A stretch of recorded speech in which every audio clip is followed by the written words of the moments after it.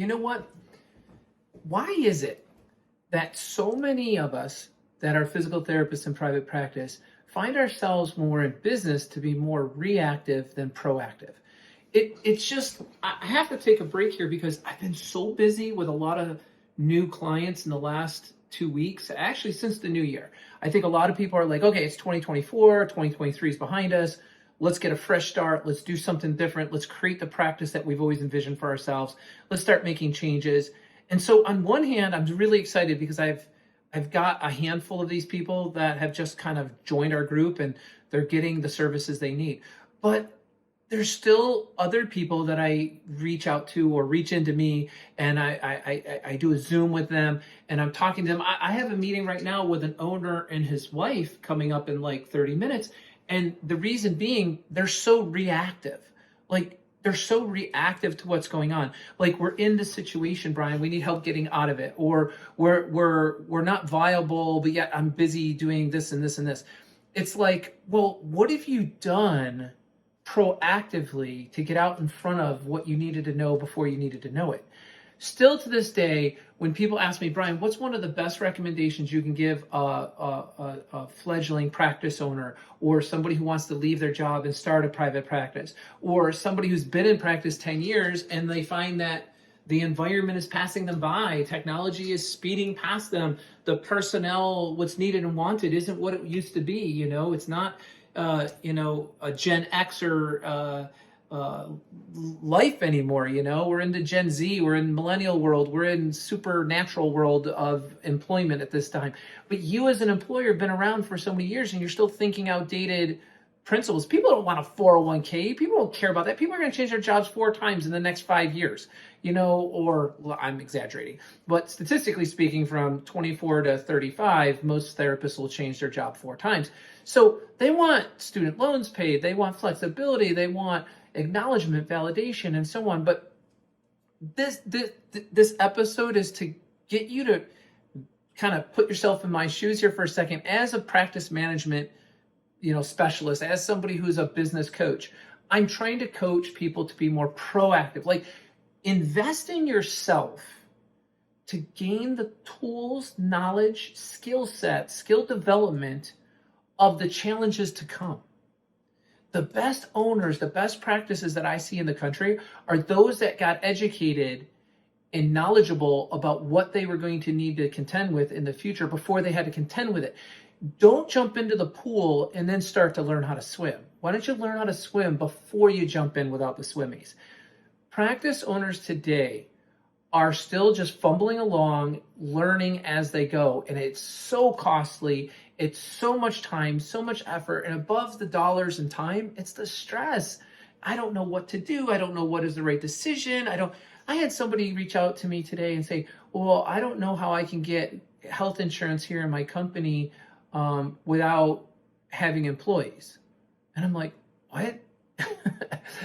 I had another person reach in and say, yeah, I've been working in my practice for 5 years and I've never taken a paycheck. I just get paid distributions.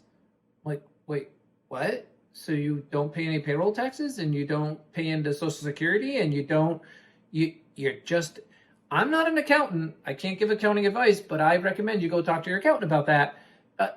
It's just, don't leap before you look is my parting message. I just want people to know that you spent the time, you spent the money going through PT school to get a $75,000 to $85,000 a year job. You spent $140,000 because you wanted to be as knowledgeable and as skilled as you could in physical therapy before you started treating the patients. Because you wanted to apply the best skill sets, you wanted to give the best plan of care, you wanted to have the best assessment, you wanted to do right by others, you wanted to do right by yourself and by your profession and obviously for the patient. Why don't you take that same degree of tenacity, that same degree of dedication and commitment when you decide to be a CEO, an entrepreneur, a practice owner? My best advice to people who want to go into business, whether it be physical therapy, private practice, speech, OT, whatever, doesn't really matter. I tend to focus on the allied health professions, is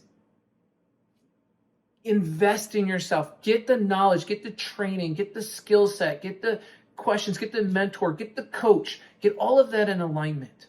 Invest in yourself, invest in your skills, invest in the things that you never got in PT school. Invest in knowing what you need to know about how to ethically set up your audit process, your practice assessment processes, your billing processes, your credentialing processes, your contracting processes, your recruiting efforts, how to properly close in an interview, how to set up the proper personnel file, how to do a proper review, how to do proper 2-month marketing campaign, both internal marketing, external marketing, SEO, search engine optimization, obviously, social media targeting, digital media targeting. My point is this.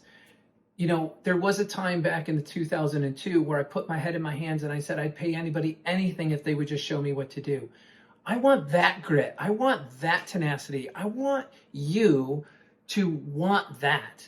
Don't go it alone, do it yourself, and then expect it all to go well, because you're just going to spend so much time, energy, effort, and stress trying to succeed in private practice that way. You didn't do PT school like that. Like I was saying, you went to PT school, got all the knowledge about how to be a good therapist, and then started treating patients as a staff therapist. Be the same way in your approach to being a successful private practice owner. That's my hope for you. That's my interest. That's why we have Meg Academy. That's why we provide services that take things off your plate, such as billing, credentialing, virtual front desk. But that's also why we provide the academy, the training, so you know all there is to know about being a CEO, a clinical director, a recruiting officer, all the challenges I just told you about. I find that I will be busy forever doing this business because people just choose not to do that up front. They choose not to spend some money and spend some time in taking their profession as a CEO, entrepreneur, and owner as seriously as they did becoming a physical therapist. I want you to be different. I'm reaching out for you right now. See me reaching? I'm reaching. I want you to change that course. So many of the new people that just came in this year are doing great, and I'm loving taking them and enrolling them. But I also had a handful of people that just don't, and they're just like thinking they're going to go some cheap road. I don't know what they're thinking, honestly. I don't know if they think they're saving money, they're saving this, or they just can't admit that they need help, or they just can't confront that they don't know all there is to know about something. I don't know all there is to know about everything. We have to constantly strive to be better today than we were yesterday and get better results. And you're not going to do that alone. It takes a community, it takes support, it takes mentorship. That's why we have our whole Slack channel. So this episode is a wake-up call because I want people to invest in themselves, personally, professionally, educationally, for skill development in advance of needing to know it. This whole episode is about being more proactive than reactive. You will have less fears, less risk, less challenges. You'll be far less worried about opening up a practice which is going to cost you between $30,000 and $100,000. You're going to feel like no big deal. I'm not risking anything. I could definitely pull this off because you have greater degree of certainty going into it. You know the challenges that are coming, and you already have the solutions in hand before they hit you. If I could give you any gift at all to best insulate and best ensure and best guarantee your practice's success, it would be train yourself and your staff and how to do what they need to do to navigate the challenges, problems, and barriers that are coming your way, no matter what. You are going to be meeting them head on. If you could be armed with the solutions to those challenges, problems, and barriers before you meet them, what's there to worry about? It's your choice. I can only make suggestions. Learn what you need to know for the new position you're taking. Being a better therapist isn't going to make it a better practice. Being a better owner is going to give you a better practice.